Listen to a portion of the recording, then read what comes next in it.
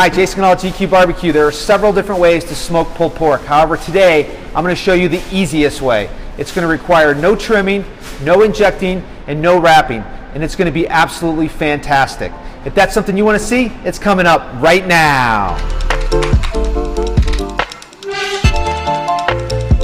So this video today is going to show you the simplest way to cook pulled pork. However, over the summer we're going to be shooting other videos showing you other ways to do pulled pork, including a competition pulled pork video recipe that we got a perfect score 180 in a KCBS contest. If you don't want to miss that video or any of our other videos, hit that subscription button as well as the bell notification so you'll be notified when our videos come out.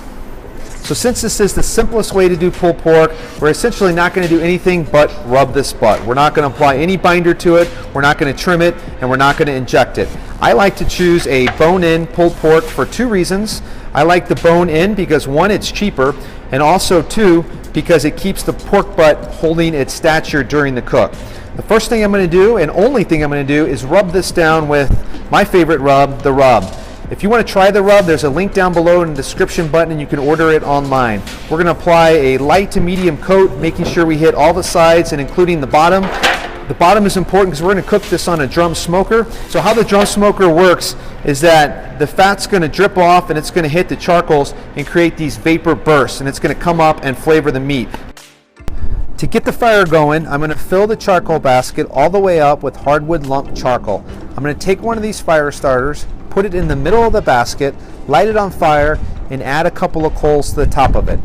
I'm then going to return it to the drum smoker. I'm also going to apply 2 strips of hickory wood to get that smoke flavor. When we hit 300 degrees, I'm going to adjust the vents to hold the 300-degree temperature. So we're now at 300 degrees. It's time to add the pork butt to the smoker. I'm going to go ahead and put the lid on and let it cook until it gets just the right feel. The pork butt's been cooking for about an hour. You can start to see it's got some pretty good bark formation going on. We're going to put the lid back on and let it roll until it gets just the right feel. So let's go ahead and take a look at this pork butt. Looks absolutely fantastic. It smells wonderful as well too. I'm not sure how long it's been cooking, and for this cook it doesn't matter since we're going for feel. The feel I like to shoot for is a nice soft resistance, very similar to when you put a probe into Jello. Let me try the pork to see if we're there. This pork is ready to go. So we just pulled the pork butt off. Next thing I want to do is just give it a little rest. To rest it, wrap it in foil. And then if you have a towel, you can wrap a towel around it and put it in a cooler. If not, foil is fine. Just let it sit for about 30 minutes. That's going to allow everything to kind of stabilize and bring the temperature down a little bit. Now we're going to pull it. The first kind of checkpoint is the bone. The bone should just slide out with no resistance, just like that. You want a nice clean bone. You don't want any meat on there. That's a good indicator that the meat was cooked right. And you can see the smoke coming off the bone. It's still super hot even though we let it rest for 30 minutes in the foil.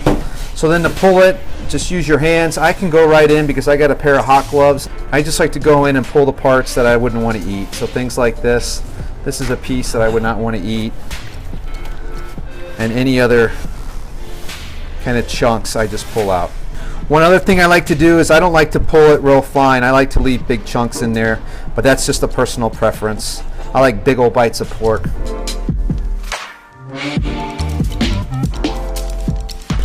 Then after I pull the pork, I like to hit it with a light coat of the rub.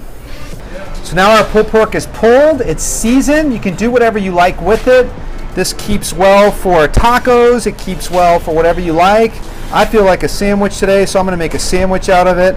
I'm going to hit it with a little bit of our hottish barbecue sauce.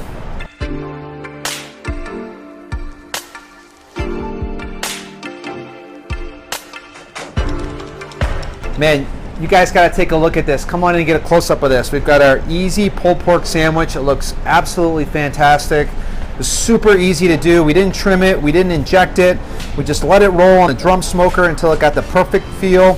Now we're ready to devour it.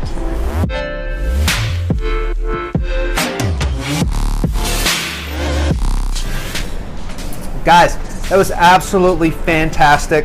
While that pork only took probably 4 or 5 hours, it tasted like we cooked that thing all night for 10 to 12 hours.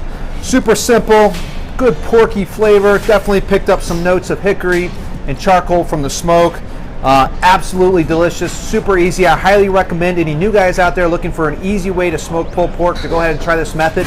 Even if you don't have a drum, do everything the same and just do it on the pit that you're familiar with. And you'll get very reliable, very consistent pulled pork. If that's something you like, if that's something you want to try, give us a thumbs up. Until next time, Jason Canal, GQue Barbecue.